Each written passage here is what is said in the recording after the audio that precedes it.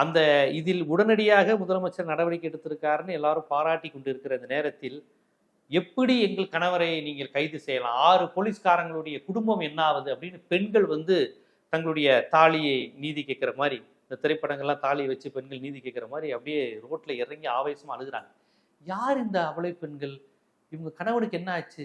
அஜித் மாதிரியே இவங்க கணவனும் எதுவும் பாதிக்கப்பட்டவரா, எதுவும் காணாம போயிட்டாரா? ஈழத்துல பல ஆண்கள் இப்படி காணாம போனாங்களே, போலீஸ் ஸ்டேஷன் இந்த மாதிரி நிறைய பேர் காணாம போயிருக்காங்க, அந்த மாதிரியான ஒரு அபலை பெண்களா, பாதிக்கப்பட்டவர்களா, இவர்களுக்கு என்னன்னு போய் நம்ம அந்த வீடியோ பார்த்தா அந்த அம்மா ஒரு டயலாக் சொல்லுது, நாங்களாவா செஞ்சோம், மேலதிகாரி சொன்னாரு நாங்க செஞ்சோம். இதை நான் சொல்லல, அந்த வீடியோல அந்த அம்மா சொல்றாங்க.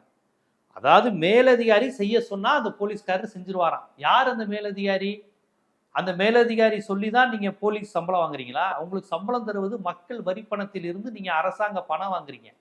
ஆனால் ரொம்ப பச்சையா மேலதிகாரி சொன்னா நாங்க செய்வோம் என்று ஒரு ஒப்புதல் வாக்குமூலம்.